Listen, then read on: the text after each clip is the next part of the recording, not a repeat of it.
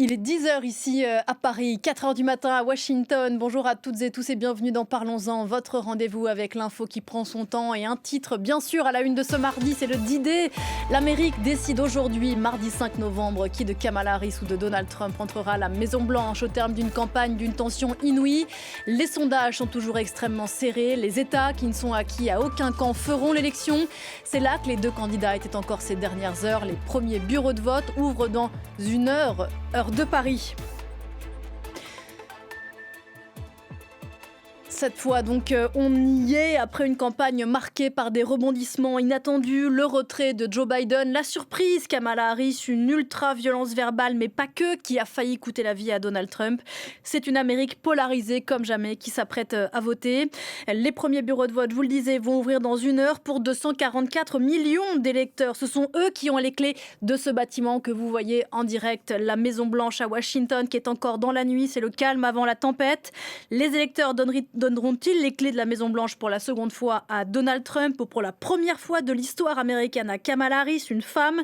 Quelle vision de l'Amérique vont-ils choisir? Quel projet? Réponse dans quelques heures ou plutôt sans doute dans quelques jours, car la lutte s'annonce féroce pendant et surtout après le vote États-Unis, un vote pour l'histoire. On en parle avec mes invités jusqu'à 10h45. On a beaucoup de choses à se dire, c'est Parlons-en et c'est parti.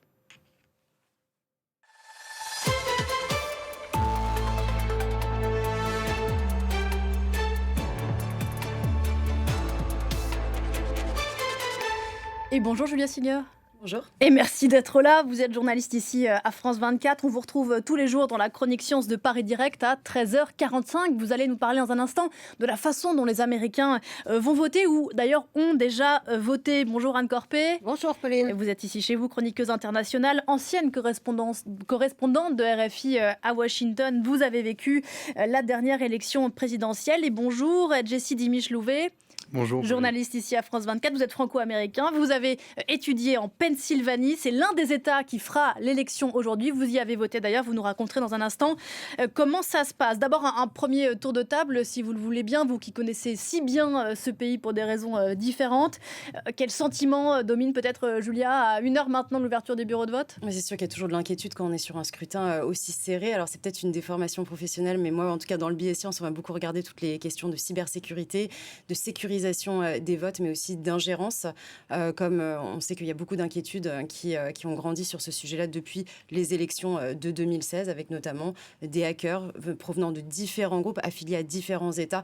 Donc ça, c'est vraiment quelque chose qu'on va regarder en tout cas de près. Inquiétude, fébrilité, Anne? Inquiétude doublée de tension, puisque chaque camp dit en gros c'est la victoire ou le chaos. Chaque camp se pose en défenseur de la démocratie. Celui de Donald Trump parce qu'il assure que le scrutin de 2020 lui a été volé et que donc un retour à la Maison-Blanche serait une juste rétribution. Et puis, côté démocrate, évidemment, on s'inquiète des dérives du candidat républicain qui est accusé d'être un autocrate, un tyran en puissance. Cette campagne a épuisé les Américains avec toutes ces invectives, ces insultes même, voire ces appels au meurtre parfois proférés dans le camp républicain. Un pays donc épuisé qui, je crois, a hâte que ce processus interminable se termine. Jessie, un pays fatigué, épuisé? Oui, je dirais certes beaucoup d'angoisse, mais aussi de l'excitation. Selon les jeunes électeurs, ils sont prêts pour du changement. Après 4 ans de Donald Trump, puis 4 ans de Joe Biden, ils sont prêts, le peuple américain, à voter pour une femme peut-être, et ça sera le grand question du jour. Ouais, on sait que ces jeunes électeurs américains, ils feront sans doute le scrutin aussi tout à l'heure. 244 millions d'Américains, Julia, on le disait, qui ont les clés de la Maison-Blanche entre leurs mains. Au bout de leur bulletin de vote, sachant, Julia, qu'en réalité, beaucoup d'entre eux ont déjà voté. Oui, effectivement, beaucoup ont voté. Je crois qu'on a regardé avec Anne tout à l'heure, c'était 82 millions de personnes qui ont déjà voté par le vote anticipé. Alors, il faut savoir que le vote anticipé existe déjà depuis très longtemps, depuis la guerre de sécession. À la base, c'était pour permettre aux soldats de voter avant d'aller au combat. Et aujourd'hui, ça s'est développé, et notamment d'autant plus depuis le Covid. Alors, vous avez encore la bonne vieille méthode de vote qu'on connaît ici en France, tout simplement se rendre aux urnes le jour du scrutin et de voter en présentiel le jour J. Mais aux États-Unis, vous avez de plus en plus de votes effectivement anticipés, et ces différences très disparates selon les États. Vous avez par exemple des États qui vont vous proposer le vote anticipé, mais uniquement en personne. Donc il va quand même falloir se rendre aux urnes, mais ça va être 1 ou 2 semaines plus tard. Et on peut peut-être regarder la carte du vote anticipé. Donc c'est ce que vous allez voir, tous ces États qui sont en jaune, qui vous proposent cela. Vous avez d'autres votes qui sont anticipés, mais par correspondance. Donc vous pouvez envoyer votre bulletin. Certains États vont vous demander, par exemple, de vous expliquer, d'avoir un mot d'excuse. Ce seront, par exemple, les États qui sont en violet. Et ensuite, sans excuse, ce sera les États en vert. Vous avez encore un autre type de vote, les États qui, en fait, utilisent presque uniquement le vote par correspondance. Donc, ils envoient des bulletins de vote à tous les résidents de ces régions. C'est notamment tous ces États que vous voyez en rose foncé, donc comme la Californie ou encore l'Oregon. Et donc, vous comprenez bien que l'idée, c'était de pouvoir donner un maximum de flexibilité aux électeurs, mais en même temps, ça a rajouté sa couche de complexité parce que vous avez des votes qui vont arriver à différents moments, dans différents formats, par différents canaux. Et ce qui rajoute encore plus de complexité et qui fait qu'on va peut-être devoir attendre longtemps avant d'avoir le vrai résultat du vote, c'est que chaque État ne commence pas à compter les votes au même moment. Vous en avez certains qui ont commencé il y a déjà 1 ou 2 semaines, comme par exemple dans le Michigan. Vous en avez d'autres, on va regarder l'autre carte sur le décompte des votes. Vous avez d'autres États, par exemple, qui ne commenceront qu'aujourd'hui. Et là, c'est les États qui sont en vert et d'autres en violet, qui vont continuer à comptabiliser les votes demain, tout simplement parce qu'ils utilisent le cachet de la Poste et ils continuent à compter les votes par correspondance qui ont le cachet de la Poste d'aujourd'hui. Donc, c'est pour ça que ça va être compliqué. À ça, il faut quand même rajouter le décalage horaire, parce qu'on est sur une échelle géographique qu'on ne peut même pas imaginer en tant que Français. Je veux dire, la France, c'est 1/4 du Texas.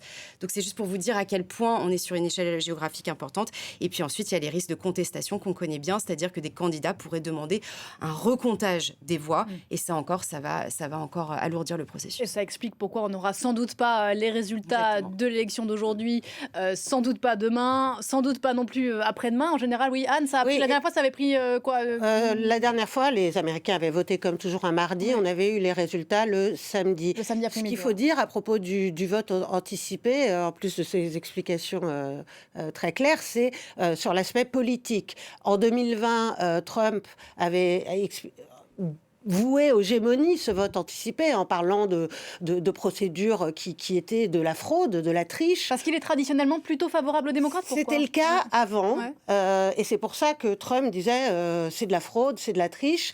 Cette année, il a complètement changé de discours à ce sujet. Il a poussé les électeurs à aller voter de manière anticipée. Résultat, sur les 82 millions d'Américains qui ont déjà voté, eh bien, il y a 38% d'électeurs affiliés au Parti démocrate et 36% affiliés au Parti républicain, les autres étant non affiliés. En 2020, c'était 45% de vote démocrate. Ça veut dire que concrètement, on ne pourra pas se fonder sur ce vote anticipé pour avoir une image claire de ce que va donner le vote une fois que tout le monde se sera rendu aux urnes. Sachant que 2020 était une année particulière, on sortait de la crise du Covid et ça explique en partie ça. Alors justement, Jessie, vous avez voté dans l'État de Pennsylvanie, mais vous habitez ici en France, donc vous avez voté par correspondance. Expliquez-nous comment ça se passe. Oui, donc en fait pour moi c'était très simple. Au mois de septembre, je me suis inscrit auprès de mon county de Philadelphie, qui est le plus gros county des États-Unis, et enfin en Pennsylvanie. Et là, c'était 2 semaines plus tard, j'ai reçu un email avec mon bulletin de vote que j'ai imprimé chez moi, que j'ai rempli chez moi. Et juste pour bien expliquer, aux États-Unis, ça peut être très compliqué. On peut avoir beaucoup de différents choix à faire. Et pour moi, j'avais que 3 choix. Un pour le député, enfin mon député, mon sénateur, et puis bien sûr pour la présidentielle, que j'ai rempli, que j'ai déposé à l'ambassade américaine ici à Paris. Et 1 semaine plus tard, j'ai reçu un email comme quoi mon bulletin a bien été accepté et validé. Oui, parce qu'on rappelle, et on y reviendra tout à l'heure, que les États-Unis votent pour élire leur président ou leur présidente, mais ils votent aussi pour une élection législative extrêmement importante, l'intégralité de la Chambre des représentants, 1/3 des sénateurs, et puis pour toute une myriade de référendums, notamment autour de l'IVG, on y reviendra.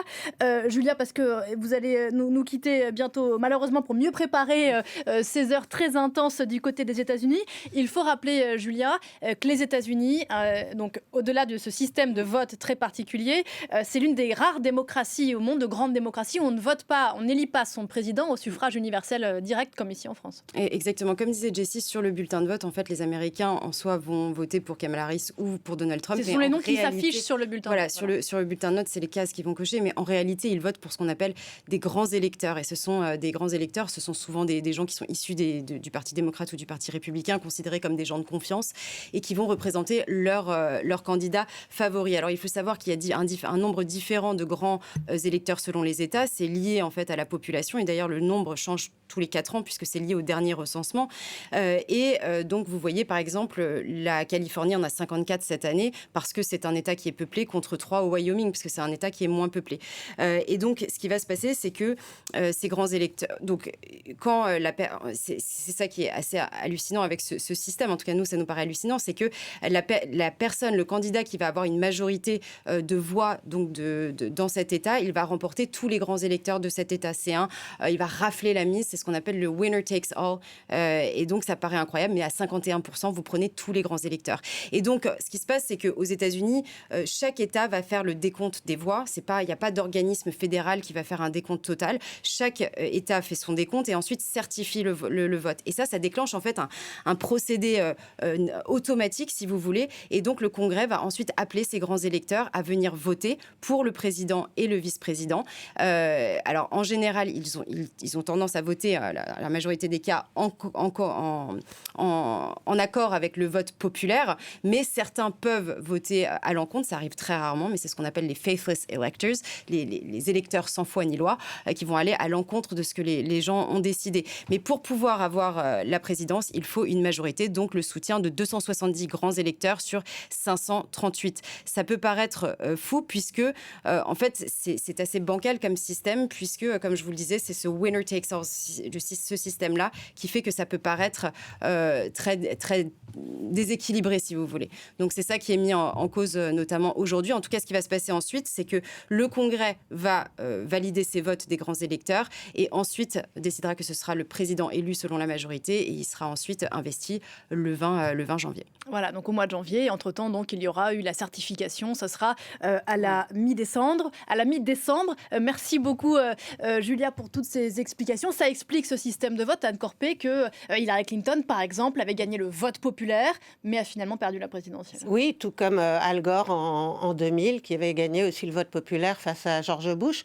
En réalité, au cours des 32 dernières années, les républicains n'ont gagné qu'une seule fois le vote populaire. Et c'est la raison pour laquelle il s'oppose à la réforme de ce scrutin présidentiel qui est décrié depuis de longues années. Une fois après le scrutin de 1968, les républicains, les représentants de la Chambre avaient voté en faveur d'un amendement à la Constitution parce qu'il faut changer la Constitution pour changer ce mode de scrutin. Et pour ça, il faut une majorité des 3/5. Les républicains s'y opposent parce que c'est un mode de scrutin qui les favorise, puisque, en fait, il favorise les petits États peu peuplés qui sont traditionnellement plus républicains. Je salue James André qui nous a rejoint. Bonjour. James, grand reporter ici à France 24. Vous avez couvert beaucoup d'élections américaines pour la rédaction. On parlait juste avant votre arrivée de ce système de vote. On est quand même dans ce moment très particulier de l'histoire américaine où on a atteint un niveau de paranoïa qu'on a rarement vu, de peur de la fraude. Donald Trump a tellement martelé à ses partisans que s'il ne gagnait pas, c'est qu'il y aurait de la fraude. Est-ce que là, on est quand même... Mais à un point qu'on finit par douter, est-ce que c'est pas la victoire du discours performatif de Donald Trump sur la fraude ?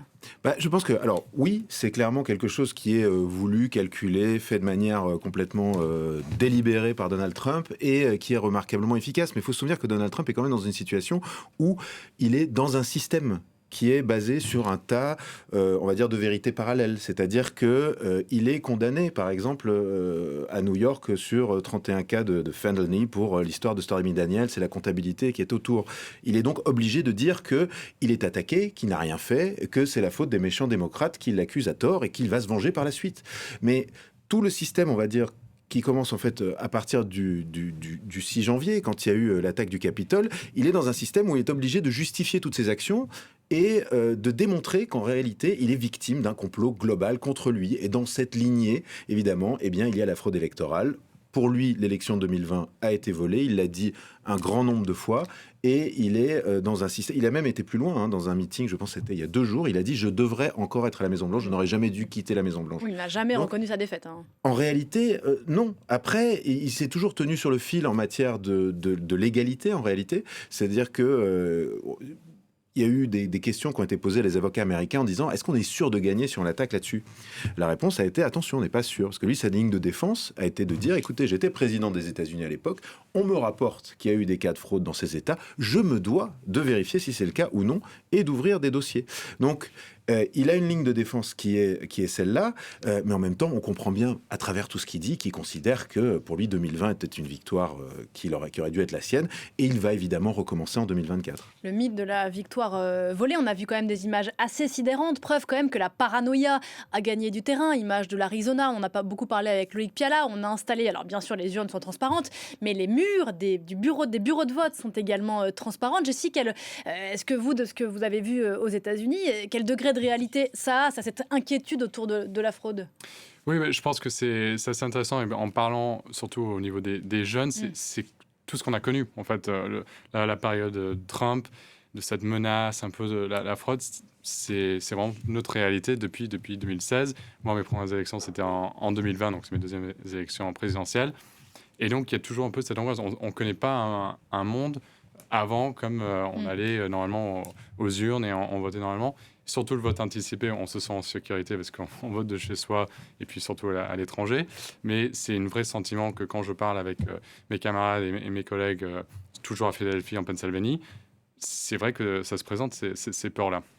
Sachant, Anne, il faut le rappeler qu'à ce jour, sauf erreur de ma part, en tout cas pour l'élection de 2020, aucune preuve de fraude n'a été aucune. Apportée. Trump a intenté, un peu dans la précipitation, juste après le scrutin, une 60aine d'actions en justice. Elles ont toutes été retoquées. Je crois qu'ils ont trouvé 20 bulletins frauduleux sur l'ensemble. Donc, c'est vraiment ridicule. Ça n'a aucun impact. Et l'ensemble des personnes sérieuses qui ont travaillé sur le sujet disent qu'il n'y a eu aucune fraude, en tout cas de nature à bousculer le résultat.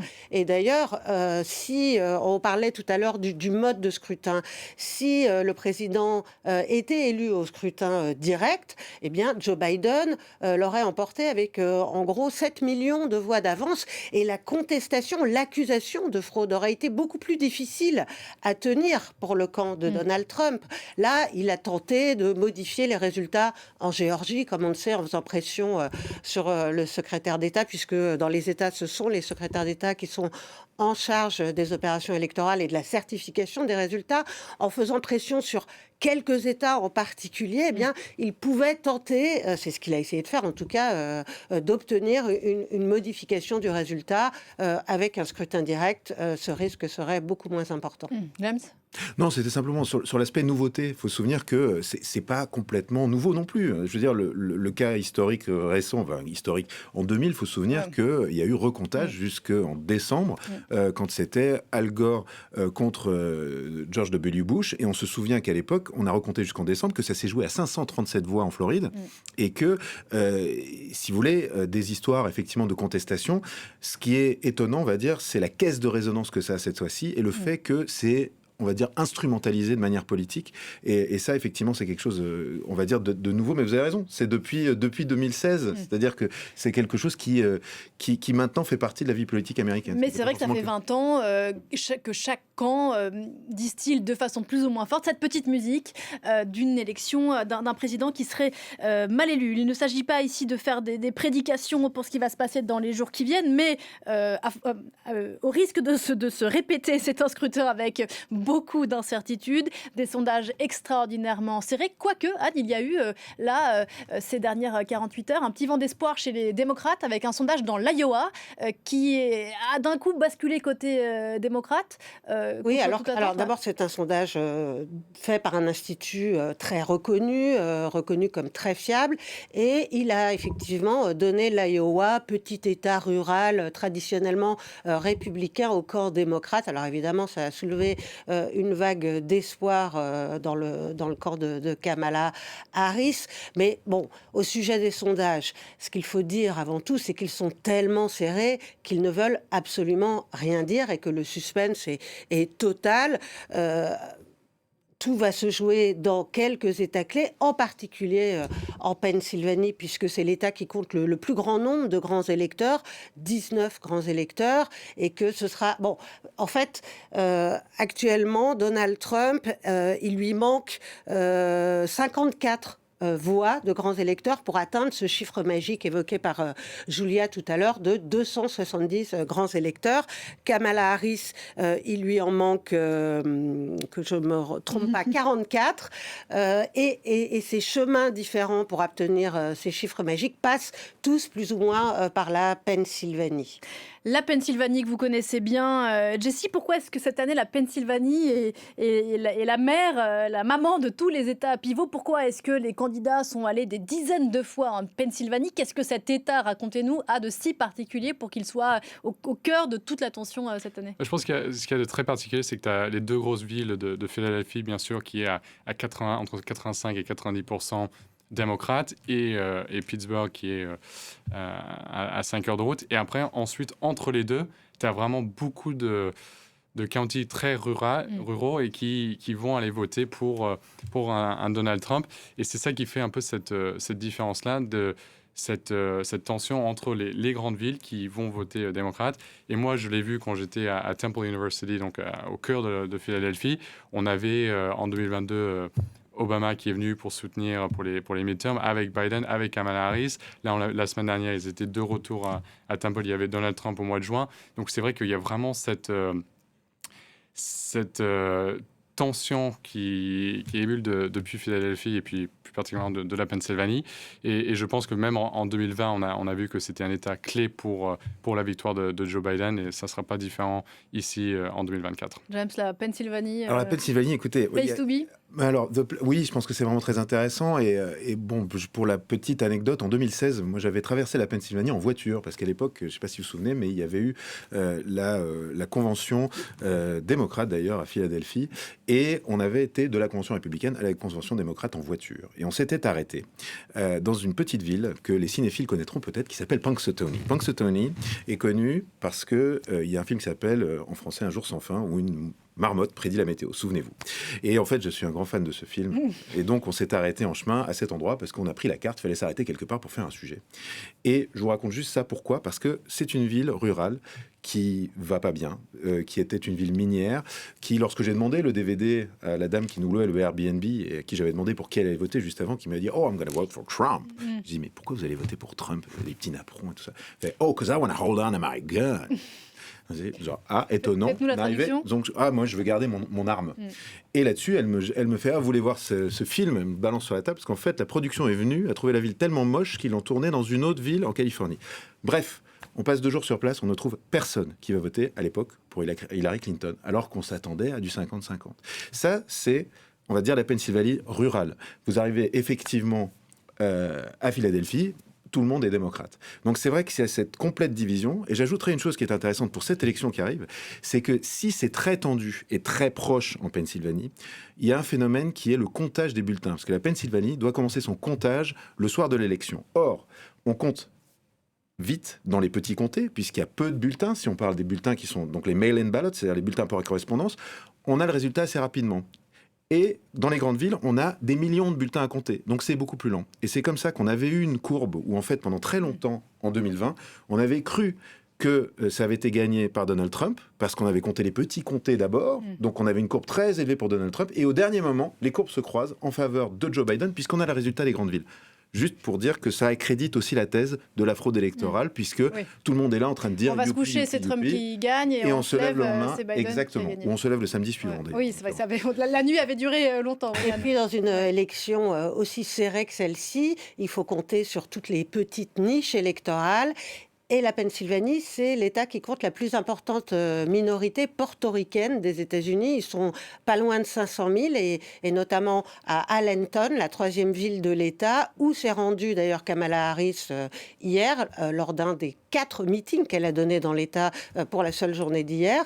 Et ces portoricains, évidemment, on s'en souvient, ils ont été placés au cœur du scrutin avec cette blague raciste faite par un humoriste lors du grand show de Donald Trump à New York qui a qualifié Porto Rico d'île au milieu des déchets. Les portoricains qui vivent à Porto Rico ne votent pas pour l'élection présidentielle, mais ceux qui ont leur résidence fiscale aux États-Unis, eux, votent. Et évidemment, le camp de Kamala Harris a tout fait pour rallier à elle cette minorité. Juste d'un mot sur les swing states, et je voudrais qu'on parle bien sûr des minorités et de l'incertitude autour d'eux. Peut-être, James, d'un mot, ce qui est intéressant aussi, et ce qui peut paraître étonnant vu d'ici, c'est que la prédominance de ces États pivots dans l'élection américaine fait que les sujets de ces États pivots deviennent des sujets de campagne. On a parlé tellement de fois du fracking, qui est un sujet quasiment exclusivement de Pennsylvanie. Est-ce que ça intéresse quelqu'un qui habite, je ne sais pas, dans le Colorado Alors ça va intéresser quelqu'un dans le Colorado, parce qu'en fait, en l'occurrence, sur le fracking, non, mais fracking ou pas le fracking, mais c'est-à-dire qu'en Pennsylvanie, effectivement, on a beaucoup reproché d'ailleurs à Kamala Harris d'avoir changé son fusil d'épaule. Non, ça intéresse tout le monde parce qu'il y a le dossier écologique derrière. Bon, l'exemple n'était pas le bon, mais... Ce qui n'est pas... Non, mais ce qui n'est pas quelque chose qui n'est pas vraiment un enjeu de campagne. Les candidats n'ont pas beaucoup parlé. Mais non, par rapport à ce que vous disiez, je vous parlerai du Michigan, parce que moi je trouve que ce qui se passe au Michigan est hyper intéressant avec les électeurs arabo-américains. Et pourquoi c'est intéressant ? Parce que, vous le savez, Kamala Harris est allée faire campagne hier, a fait un meeting vraiment à destination de ces gens-là, a fait une grande déclaration sur... C'était dimanche. Sur ce qui se passe entre Israël et Gaza et le Liban. Et Gaza, d'ailleurs, principalement. Bref, mais c'est intéressant parce que je suis allé voir un petit peu ce que disent les éditorialistes du monde arabe. Parce qu'on part du principe qu'ils vont soit s'abstenir, soit voter pour Kamala. Mais attention, je pense qu'il peut y avoir une erreur. Pourquoi ? Parce que si vous lisez les éditoriaux dans les journaux du monde arabe, ils vous disent, écoutez, elle était aux manettes pendant 2 ans, on a vu ce que ça a donné, elle a été incapable de faire quoi que ce soit, et de toute façon, elle ne fera rien. Donc finalement, on pense que c'est plus intéressant d'aller voter pour Trump, parce que Trump est vu, une fois de plus, dans le monde arabe comme étant pragmatique, Abraham Accords, etc., qui ne veut pas de guerre, qui l'a dit, et donc finalement, peut-être, il arrêtera la guerre. Donc, est-ce qu'on pourrait avoir une surprise à ce niveau-là ? On parle de 110 000 électeurs qui, lors de la primaire, s'étaient refusés à soutenir Joe Biden et avaient voté uncommitted, ce qui veut dire non aligné, en protestation par rapport au soutien à Israël de Joe Biden. Que vont-ils faire au moment de l'élection ? C'est une vraie question. C'est vrai que, est-ce que tout le monde a analysé la situation en se disant de toute façon ce sera Kamala ou rien, mais est-ce qu'on a pensé que ça pouvait être Trump ? 110 000 voix cette année au Michigan, si on prend les sondages, c'est énorme. Vous la gagnez, vous la perdez. Ça peut se jouer exclusivement sur cette population-là. D'où l'importance pour Kamala Harris d'aller faire campagne.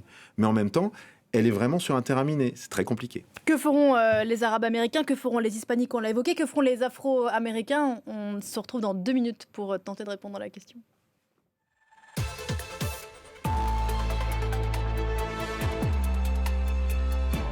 France 24, RFI, RTBF, RTS, LCP et Public Sénat présentent.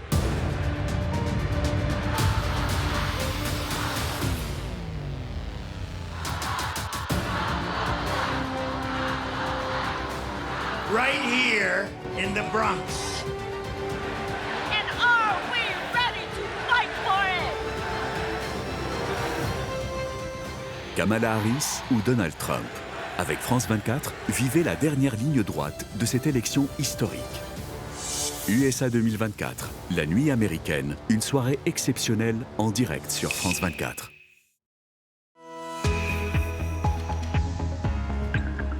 The Avignon Theatre Festival is 40 official production. المتطوعون يحاولون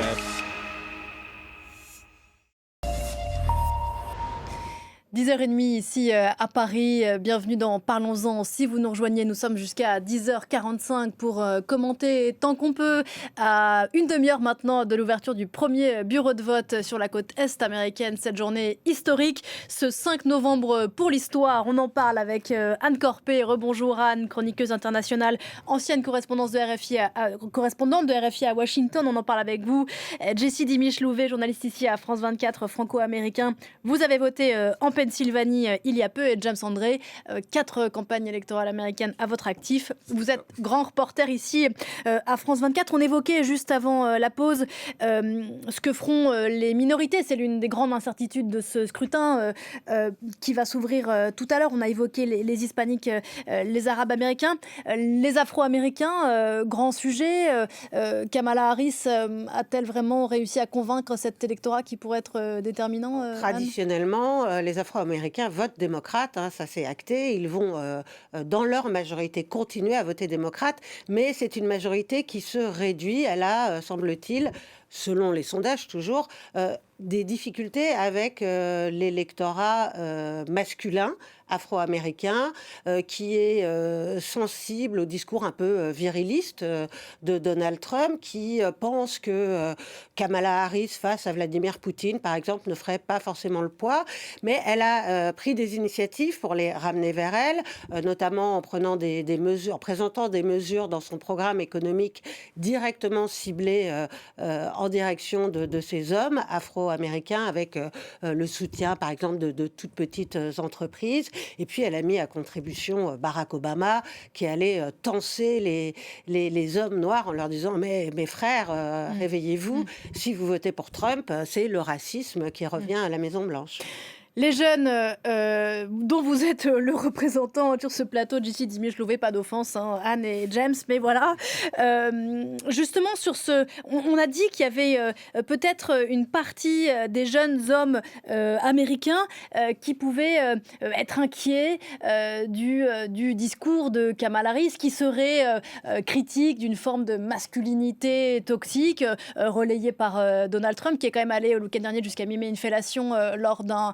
on en est là lors d'un meeting. Est-ce que vous sentez qu'il y a une rupture qui s'est opérée entre les jeunes femmes et les jeunes hommes aux États-Unis ? Oui, c'est vraiment intéressant depuis, je dirais, un peu la période Trump depuis 8 ans. On voit vraiment les hommes qui se remettent un peu sur eux-mêmes. En fait, ce qui est très intéressant, c'est qu'ils sont moins... ils vont moins sortir avec une femme qui est démocrate. Ils écoutent des podcasts comme Joe Rogan, par exemple. Et ça, on l'a vu il y a 2-3 semaines où Trump vraiment a essayé d'attirer ces jeunes électeurs, surtout masculins. Et on va voir si ça va payer, parce qu'en général, c'est partie des électeurs qui ont moins tendance à aller aux urnes le jour J ou de voter pour ces élections. Donc, c'est vraiment une stratégie assez intéressante de la partie de Trump, et on va voir si il va vraiment pouvoir jouer là-dessus et gagner sur cette partie-là en jouant vers ses peurs, ses inquiétudes, peut-être une façon de... La société, en fait, on est déconnecté de cette société qu'avant a été très bien pour nous et que maintenant... nous a jeté à la porte.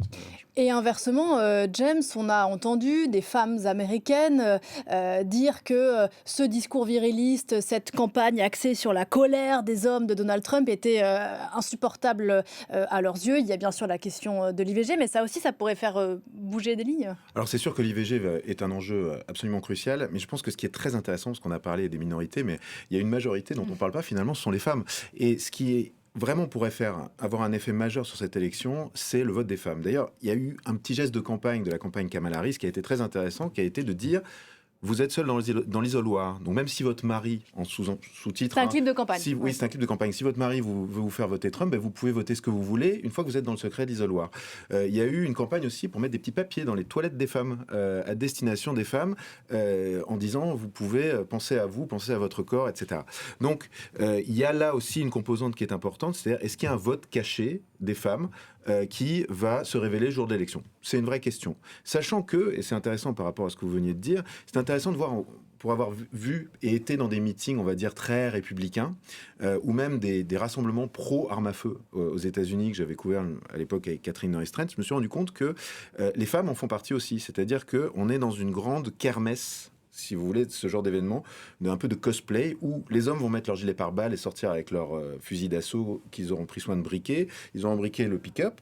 Et par contre, madame aussi va arriver full make-up, robe traditionnelle, etc., en se présentant comme une perfect housewife. Et cet électorat-là existe aussi. C'est-à-dire qu'il y a dans le camp républicain des femmes qui vont voter contre le fait qu'une femme soit présidente, parce que pour elles, ça ne va pas avec le rôle traditionnel de la femme dans la famille. Donc ça, c'est une vraie question. C'est-à-dire que l'électorat féminin, a priori, est plutôt pro-Kamala à ce stade, mais je crois que c'est 42% quand même des femmes républicaines disent qu'elles vont voter pour Trump, et il faudra voir ce qui se passe le jour de l'élection. C'est-à-dire que c'est peut-être la grande inconnue. Est-ce qu'il y aura un électorat caché qui va sortir ? Ça n'avait pas été le cas pour Hillary Clinton. Ouais, autre fait surprenant, à la différence d'Hillary Clinton, Anne, Kamala Harris n'a pas du tout fait campagne sur le fait qu'elle était une femme, ou alors si peu, et que en l'élisant elle, on pourrait faire l'histoire aussi et donner aux États-Unis sa première présidente. Oui, c'était une stratégie délibérée de se présenter juste comme candidate et non pas comme femme, ni d'ailleurs comme noire à cette élection. Je voulais ajouter une chose sur le vote des femmes, c'est que les femmes sont plus nombreuses que les hommes à être inscrites sur les listes électorales, et aussi que traditionnellement, et ça c'est une constante depuis 40 ans, elles se déplacent plus vers les urnes. Leur taux de participation aux élections est plus élevé. Donc on voit pourquoi l'enjeu est majeur. Effectivement, Kamala Harris n'a pas joué ce refrain-là, celui de la première femme présidente, parce que on a vu à quel point ça avait exposé finalement Hillary Clinton. Ça avait donné à Donald Trump des armes supplémentaires dans son discours viriliste. Regardez, effectivement, elle se vante d'être une femme comme si c'était un atout, alors que selon Donald Trump, c'est plutôt un handicap, notamment face, comme je le disais tout à l'heure, aux autres autocrates comme Vladimir Poutine, qui jouent sur ces valeurs virilistes. Elle se présente juste comme candidate démocrate, et elle a un discours le plus rassembleur possible, mais dans son discours, elle a beaucoup insisté sur l'avortement, cette question clé, sur le fait que les femmes ne devaient pas se laisser dicter leur avenir et ce qu'elles ont à faire avec leur corps par les hommes. Phrase intéressante de Donald Trump lors d'un meeting dimanche, je crois, il a dit « je protégerai les femmes, qu'elles le veuillent ou non ». Ça a permis évidemment à Kamala Harris de rebondir immédiatement en disant « Voyez, il veut s'occuper de vous sans tenir compte de vos préoccupations à vous ». Oui, Jessie, sur la question de l'avortement, il faut rappeler, on l'évoquait tout à l'heure brièvement, alors vous, ça n'a pas été le cas, je crois, du coup, en Pennsylvanie, parce que vous avez voté, vous le disiez, pour votre représentant. Vous n'avez pas voté pour un référendum annexe, mais c'est le cas dans énormément d'États, notamment sur la question de l'IVG. Depuis que la garantie fédérale a été cassée par la Cour suprême, il y a beaucoup d'États là qui font voter leurs électeurs, d'un côté ou de l'autre d'ailleurs, sur la pérennisation ou non de l'IVG. Oui, exactement. Par exemple, l'Ohio, l'année dernière, ou il y a 2 ans, c'était un sujet de référendum. Côté Pennsylvanie, non, mais on voit que pour les midterms en 2022, c'était le sujet. Enfin, il y a bien sûr toujours l'économie, le climat, le port des armes, mais l'IVG et l'avortement, c'était vraiment ce qui a vraiment fait gagner, je pense, les démocrates. On s'attendait à un grand red wave côté républicain, et 3 mois avant les midterms, on avait eu cet inversement de Roe v. Wade. Et là, ça avait fait basculer, je pense, côté démocrate. Donc, ça va être encore un sujet très clé. On parle de reproductive rights, abortion rights. Et c'est quelque chose qui va être très important, je pense. Et un autre truc que je voulais souligner d'avance, c'était aussi le point sur le delta avec l'éducation. Et dans cette catégorie qu'on se retrouve 18 à 24 en général, ou 18 à 29, comment on veut le définir, c'est qu'aussi, il y a le delta pour les gens qui sont juste diplômés de lycée par rapport aux diplômés d'université. Et là encore, on voit un plus grand écart pour, par exemple, les électeurs qui vont aller voter pour Trump s'ils sont juste diplômés de lycée par rapport à diplômés d'université. Donc ça, cette, je dirais, division d'éducation aussi aux États-Unis, parce que, comme on le sait, l'éducation est très chère, Et du coup, ça peut faire un écart qui est encore plus important pour ces électeurs, notamment chez les hommes. Il nous reste quelques minutes. James, je voudrais quand même qu'on dise 2 mots parce que le rythme de l'information est tel que les choses vont très vite, mais quand même quelques mots de cette campagne-là qui finit là, dans quelques minutes, parce qu'en fait, aux États-Unis, il n'y a pas de silence électoral. Alors ça finit, c'est jusqu'au bout. Une campagne où rien ne s'est passé comme prévu. Alors vous me direz, c'est quand même souvent aux États-Unis, mais alors là, on a quand même eu une Kamala Harris qui a eu 3 mois de campagne quand Donald Trump en a eu 4 ans quasiment. Un Donald Trump qui a quand même failli qui est passé à ça de la mort il y a quelques mois. Je rigole, mais c'est pas drôle. Un ouragan en dernière ligne droite, une guerre majeure au Proche-Orient. Quelle campagne ? Alors c'est une campagne fascinante, et c'est une campagne d'autant plus fascinante qu'elle est partie vraiment pour être extrêmement ennuyeuse. Au tout début, c'est-à-dire qu'il y avait la fameuse histoire de rematch, personne ne voulait du rematch, les primaires n'avaient finalement aucun intérêt, puisqu'en gros, on savait que ce serait Donald Trump côté républicain, on savait que ce serait Joe Biden côté démocrate. Et puis, évidemment, en fait, moi, je pense que l'inflexion principale de cette campagne, ça a été en réalité le premier débat présidentiel entre Trump et Biden, où enfin the elephant in the room, comme on dit aux États-Unis, est sorti, c'est-à-dire effectivement, c'est malheureux, mais le déclin cognitif de Joe Biden, qui était un tabou absolu dans les cercles démocrates et qui tout d'un coup est mis au milieu de la table. Et à partir de ce moment-là, on peut songer à changer de candidat. Et à l'époque, il faut se souvenir que Joe Biden était loin derrière Donald Trump dans les intentions de vote. Il était parti pour perdre. Et tout d'un coup, on a eu, alors je la fais rapide, mais on a eu cette incroyable vague de Kamala Mania et d'espoir côté démocrate avec cette nouvelle candidate qui est arrivée en parlant d'espoir, de rassemblement, etc., qui a fait quand même une convention qui a été un réel succès. Et puis ensuite, on a vu un petit peu ces chiffres s'éroder au fil du temps, à mesure, si on veut analyser les choses, qu'elle n'arrivait pas réellement à montrer qui elle était. Après, en 3 mois, c'est pas évident, mais c'est-à-dire qu'on a un peu le sentiment, et c'est un peu le sentiment que moi j'ai en tout cas sur cette campagne, c'est-à-dire si on me demande ce que je pense de la campagne de Kamala, je pense qu'elle ne l'a pas forcément très bien réussi. Je pense qu'elle a cherché à plaire à trop de monde, qu'elle n'a pas forcément été très claire sur ses points de vue et ses opinions, et on ne sait pas en fait. Je veux dire, si je vous demande de me citer une conviction profonde de Kamala Harris, quelque chose that she stands for, comme on dirait aux États-unis. L'avortement. Oui, il y a l'IVG, c'est ce que je veux dire. Il y a l'IVG. C'est tellement évident. Vous voyez ce que je veux dire ? Mais c'est-à-dire qu'après. C'est pas évident pour tout le monde. Non, mais c'est pas ça. C'est que dans cette bataille. Mais par exemple, sur les armes à feu, elle a changé de camp, entre guillemets. Elle n'a pas suivi les positions traditionnelles démocrates. Très rapidement, elle s'est rendue compte que c'était pas intéressant de dire qu'elle était anti-armes. Donc, bam. Elle a dit du bout des lèvres qu'elle avait une arme. Elle a dit I'm a gun earner. Et ensuite, je lui ai demandé si elle avait une arme. Elle a dit I got a Glock. Mais qu'elle s'en était. Si elle tire avec, elle a dit mais bien sûr que je tire avec. Oui, mais elle est comme beaucoup de démocrates favorable à une réglementation plus stricte, notamment sur les armes. Elle a pas forcément expliqué. Enfin bon, pour la faire courte, mais ce que je veux dire, là où effectivement Trump est une espèce de bulldozer. Voilà, les Américains, ça fait combien d'années qu'ils connaissent Trump ? Ça fait plus de 40 ans qu'il est dans la vie politique. Est-ce que, effectivement, c'est le sentiment que vous avez de pas si bien la connaître que ça, Kamala, à quelques heures de...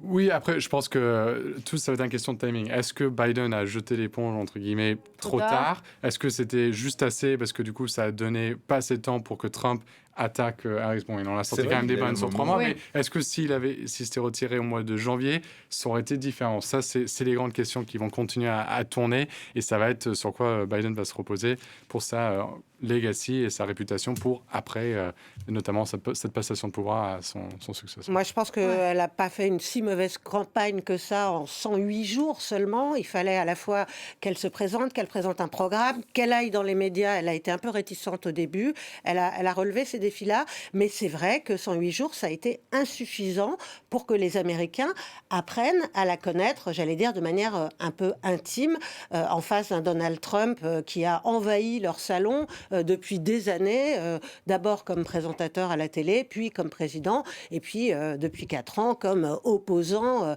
omniprésent à l'administration Biden. Kamala Harris reste encore une inconnue, effectivement, pour de nombreux Américains. Or, eh bien, on a toujours des réticences à voter pour quelqu'un qu'on a l'impression de ne pas bien connaître, et c'est le temps qui lui a manqué pour cela. Les Américains donneront-ils les clés de la Maison-Blanche à cette inconnue, un peu connue Kamala Harris ? Réponse, j'allais dire dans quelques heures, sans doute dans quelques jours, voire quelques semaines. Il y a eu des précédents. Merci infiniment à tous les 3 d'être venus sur ce plateau ce matin. Toute la rédaction de France 24, bien sûr, vous l'avez compris, ici à Paris, aux États-Unis et dans le reste du monde, est mobilisée pour vous faire vivre cet événement historique. Édition spéciale à partir partir de 19h ce soir, heure de Paris. J'aurai le plaisir de vous retrouver demain dans l'heure du choix avec Pauline Godard à partir de 8h, heure de Paris. Demain matin, mercredi, vous l'avez compris, on n'aura sans doute pas le nom du futur ou de la future présidente, mais quoique, tout est possible avec la vie politique américaine. Tout de suite, c'est le grand format de Paris Direct, qui nous emmène bien sûr aux États-Unis. On se retrouve pour le journal de 11h et on aura les premières images des bureaux de vote qui ouvrent sur la côte est américaine. À tout à l'heure.